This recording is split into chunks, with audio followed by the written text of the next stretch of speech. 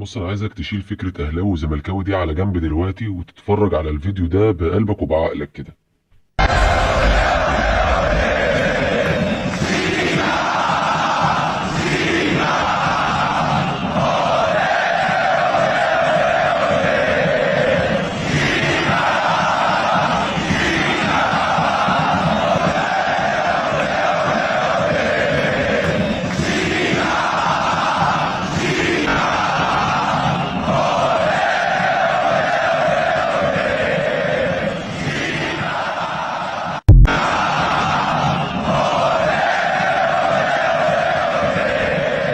طب ايه بقى يا عم؟ ايه بقى؟ مش المفروض ان احنا بقى نلم بعض ونبقى كويسين ونحترم بعض ونقدر بعض بقى؟ هنفضل طول الوقت نقضيها اهلي وزمالك؟ يعني هل مشكله رمضان صبحي دي ما علمتش فينا؟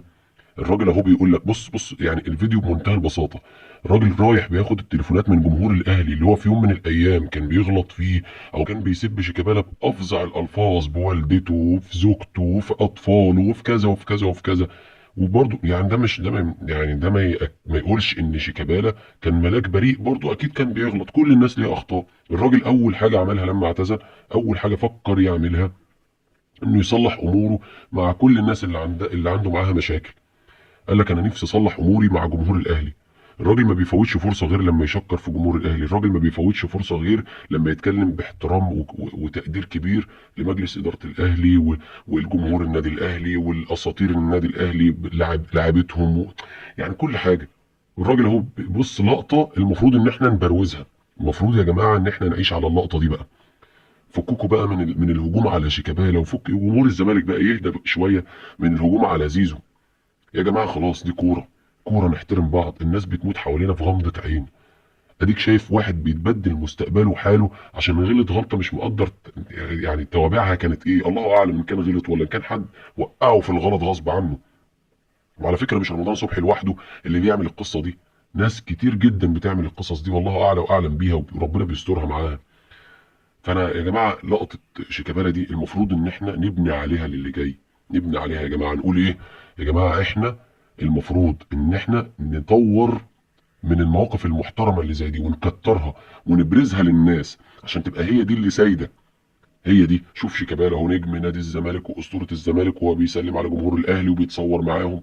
تبقى هي دي الصفه او هي دي الحاجه اللي احنا عايزين ان نشوفها على طول. نشوفها على طول، مش نشوف جمهور بيشتم في زيزو وبيشتم في اهل زيزو وفي ابوه وفي امه. ليه يا جماعه؟ ليه؟ ليه يعني؟ عشان ايه؟ عشان كوره؟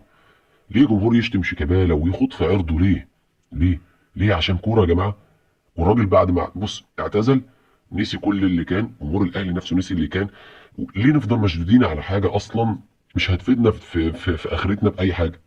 يعني يا جماعه احنا بنتسلى يا جماعه، نحترم بعض ونقدر بعض. امبارح نزلت فيديو على قصه رمضان، او مش امبارح، من كذا يوم يعني. اخر فيديو نزلته على قصه رمضان، لقيت ناس داخله في الكومنتات بتقول لي كلام من ابشع الالفاظ اللي ممكن تتقال. ازاي تدافع عن مجلس اداره الاهلي؟ ازاي تقول ان مجلس اداره الاهلي ناس محترمه؟ ازاي؟ يا عمي انا بقول موقف محترم حصل، ليه ما اقولوش؟ ايه اللي يخليني دايما ابرز الحاجه الوحشه؟